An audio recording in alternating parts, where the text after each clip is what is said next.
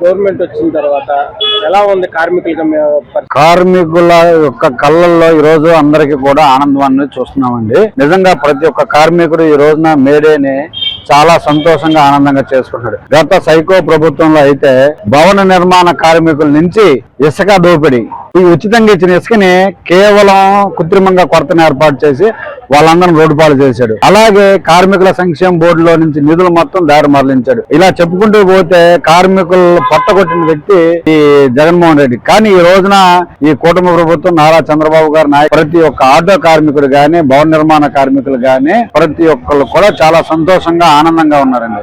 ఈ కూటమి ప్రభుత్వం వచ్చిన తర్వాత ప్రతి ఇంట్లో కూడా అందరికీ కూడా ఎవరికైతే ఉన్నారో సంక్షేమ పదాలు అందుతున్నాయి, సూపర్ 6 అందుతుంది. ప్రతి ఒక్కరు ఆనందంగా ఉంది, చేతి నిండా పని ఉంది, తినడానికి ఇబ్బంది లేదు. ప్రతి కార్మికుడు 5 రూపాయలు పెట్టి అన్న క్యాంటీన్కి వెళ్ళి భోజనం చేస్తున్నాడు.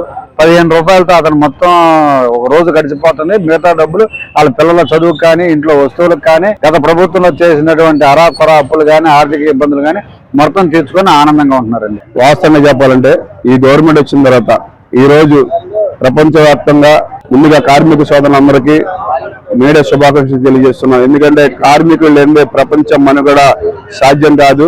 కార్మికులు లేనిదే ప్రపంచంలో ఏది ముందుకు జరగదని తెలియజెప్పిన సంగతి మనందరికీ తెలుసు. ఈ ప్రభుత్వం విషయానికి వస్తే సంక్షేమ పథకాల నుంచి ఒక కార్మికుడు పనిచేసే విధంగా కావాలంటే ఈ ప్రభుత్వం కావాలని అందరూ కోరుకున్నారు. ఎందుకంటే మనకు మంచి జరగాలంటే ప్రభుత్వ పరిపాలన కూడా మనకి అందుబాటులో ఉండాలి. ఈ ప్రభుత్వం సంక్షేమ పథకాలతో పాటు శ్రామిక, కార్మిక, కర్షక అనే 3 తీసుకొని ప్రజల కోసం అమాయకమై అనేక మంది భవన కార్మికులు కానివ్వండి, పెయింట్ కార్మికులు కానివ్వండి, టాపీ మిస్త్రులు కానివ్వండి అనేకమైన పథకాలు పనులు కూడా చేసుకున్నట్టు ఈ రాష్ట్ర గౌరవ ముఖ్యమంత్రి నారా చంద్రబాబు నాయుడు ఇప్పుడు పనులు కల్పించారు. ఇదివరకు అయితే ఇసుక దొరక్క టాపీ మిస్త్రులు అల్లాడిపోయి రోడ్డు పెరిగి అల్లో రామచంద్రనారాయణ పరిస్థితి ఏర్పడింది.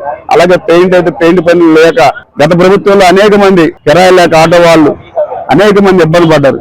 ఈ గవర్నమెంట్ అది లేకుండా చక్కగా ప్రతి కార్మికులు కూడా సంతోషంగా ఉండే విధంగా గవర్నమెంట్ చర్యలు ఉన్నాయని. ఒకటండి, లంచగొండితనం చాలా తగ్గిపోయిందండి. అసలు లంచగొండితనం అనేది ఎక్కడ కనపట్ల. ఇటువరకు అంటే ప్రతిదానికి లంచం రికమెండేషన్లు అవసరం అయ్యాయండి. ఇప్పుడు డైరెక్ట్ గా ఏ పనికైనా వ్యక్తి వెళ్ళి చేయించుకునే శక్తి వచ్చిందండి వాళ్ళ చంద్రబాబు గారి దయ వల్ల. గతంలో రికమెండేషన్, రాజకీయ నాయకులు రికమెండేషన్ కావాలండి. పోయిన గవర్నమెంట్ లో వాళ్ళు చెప్తూనే వాళ్ళు చేసేవాళ్ళు ఆఫీసర్లు పనులు. ఇప్పుడు అట్లా కాదండి, కలెక్టర్ గారి దగ్గరికైనా డైరెక్ట్ వెళ్ళి మాట్లాడగలిగే శక్తి నాకు వచ్చిందండి. ఎందుకంటే ఆ పవర్ చంద్రబాబు గారు ఇచ్చారు. అంటే ప్రతి వ్యక్తికి న్యాయం జరగాలని ఒక ఆలోచన ఉందండి. ఆయనకి ఖచ్చితంగా అమలు చేస్తున్నారు. భవిష్యత్తులో ఉంటారండి. మళ్ళీ 20 సంవత్సరాలు ముఖ్యమంత్రి ఆయన ఉంటే ఆంధ్రప్రదేశ్ స్వర్ణ ఆంధ్రప్రదేశ్ అవుద్దండి. కార్మికులుగా మీకు ఈ గవర్నమెంట్ వచ్చిన తర్వాత మీకు ఎలా అనిపించింది? రోడ్లు నెంబర్ 1 అండి. బోతుల్లో కాళ్ళే భయపడేవాళ్ళు అండి. ఇప్పుడు ఏ రోడ్డుకి వెళ్ళినా అంటే వేస్తున్నారండి, అన్ని వేస్తున్నారు కానీ అన్ని ఒకేసారి అవ్వవు కదండి. ఎందుకంటే అది డబ్బుతో కూడిన పని, తర్వాత ఊరుకు పనితో కూడిన పని, మార్పు అయ్యే పని కదండి. చేస్తున్నారండి. రోడ్లన్నీ బాగున్నాయి, రోడ్లన్నీ బ్రహ్మాండంగా ఉన్నాయండి. మాది రావర్పాళ్ళు ఉన్నామండి. ఇటు వరకు రావాలంటే రింగ్ లోకి ఎంతో బాగా వేయించారు రోడ్డు. కళ్ళు మూసుకొచ్చేస్తాం, ఆ కటింగ్ లో నుంచి మళ్ళీ పాయింట్ లో తీసుకుని వెళ్ళిపోతున్నామండి బళ్ళు. ఇప్పుడు ఆ ఇబ్బంది ఏమీ లేదండి. చంద్రబాబు గారు పరిపాలన నెంబర్ 1 అండి.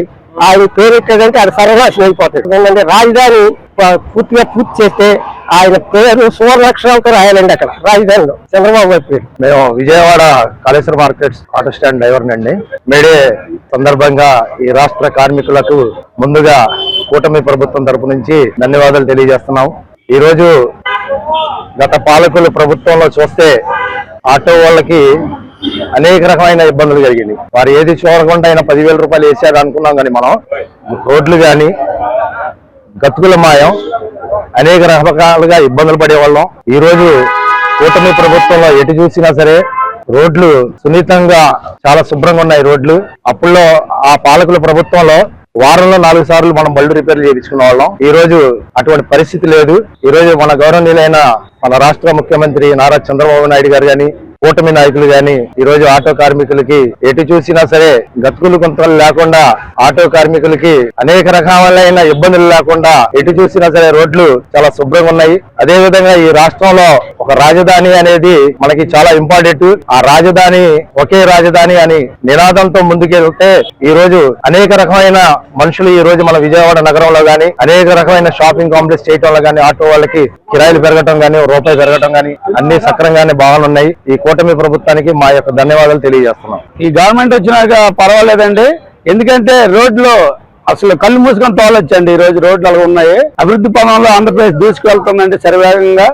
ఎందుకంటే మాకు ఎటువెల్లా మేము ఆన్లైన్ అయినా ఆఫ్లైన్ అయినా చక్కగా తోలుకుంటున్నాం సార్. మాకు ఎటువంటి ఇబ్బందులు లేదు. మా చంద్రబాబు నాయుడు దయ వల్ల రోడ్లు బాగా డెవలప్మెంట్ అయ్యి మున్నటి 5 సంవత్సరాల కంటే ఈ 2 సంవత్సరాలు ఈ 3 సంవత్సరాలు ఇంకా బాగున్నాయండి. ఎందుకంటే రోడ్లు బాగున్నాయి. రాజధాని అమరావతి సెక్రటరీ ఫుల్ గా డెవలప్మెంట్ అయ్యింది. ఎటు చూసినా అమరావతికి కిరాయిలకి మాకు వెళ్తున్నాం సార్. అక్కడికి వెళ్ళంగానే అన్న క్యాంటీన్ ఉంటుందండి అందుబాటులో. మాకు కడుపు నిండా 5 రూపాయలకి అన్నం తింటున్నాం సార్ చంద్రబాబు నాయుడు పుణ్యం అంటూ.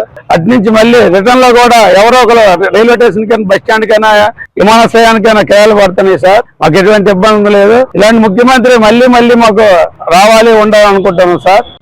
బాబాయ్ గారు, ముఖ్యంగా ప్రభుత్వం వచ్చిన తర్వాత కోట ప్రభుత్వం వచ్చిన ముఖ్యంగా కార్మికులకి ఏ విధంగా ఉంది? ఈ రోజు కార్మికుల సందర్భంగా మీకు ఎలా అనిపిస్తుంది? గతంలో ఎలాంటి ఇబ్బంది పడ్డారు? ఇప్పుడు చంద్రబాబు నాయుడు వచ్చిన తర్వాత ఎలా అయితే ఇది వరకు వైఎస్ఆర్ పరిపాలన మటుకు మేము చాలా ఇబ్బందులు పడ్డామండి. పని కూడా ఉండేది కాదు, మాకు పని ఉండేది కాదు. ఇప్పుడు పని ఉన్నా లేకపోయినా ఒక 5 రూపాయలు పెట్టుకుని అన్న క్యాంటీన్కి వెళ్ళి హ్యాపీగా ఫోన్ చేస్తూ పని లేకపోయినా సరే ఒక 5 రూపాయలతో కడుపు నింపుకొని బాగా ఉంటున్నాండి. ఈయన వచ్చిన ప్రభుత్వం వచ్చింది కానీ మాకు పనులు కూడా బాగా దొరుకుతుంది. ఎలాంటి ఇబ్బంది పడే? ఇసుక దొరికేది కాదు, పనులు ఉండేది కాదు, ఇంట్లో కూడా చాలా ఇబ్బందులు ఉండేది. ఇప్పుడు అలా ఇప్పుడైతే ఇబ్బంది ఏం లేదు సార్. ఇప్పుడైతే మాకైతే ఏ ఇబ్బంది లేదు. ఇప్పుడైతే మాకు అప్పుల్లో ఇసుక 1000 రూపాయలు ఉన్న ఇసుక 2000కి అమ్మేవారండి. ఇప్పుడైతే 1000 రూపాయలుగా ఒక ఆటో దొరుకుతుంది, మేము పని చేసుకోగలుగుతాం. ఇప్పుడు ప్రతి ఒక్కరు కూడా గూడు కూడా ఆయన అప్పుడులో మాకు గూడు ఇచ్చింది. ఇప్పుడు ప్రతి ఒక్కరు పిలిచి ఎక్కడొక్కడ గూడు కూడా ఇస్తున్నారు.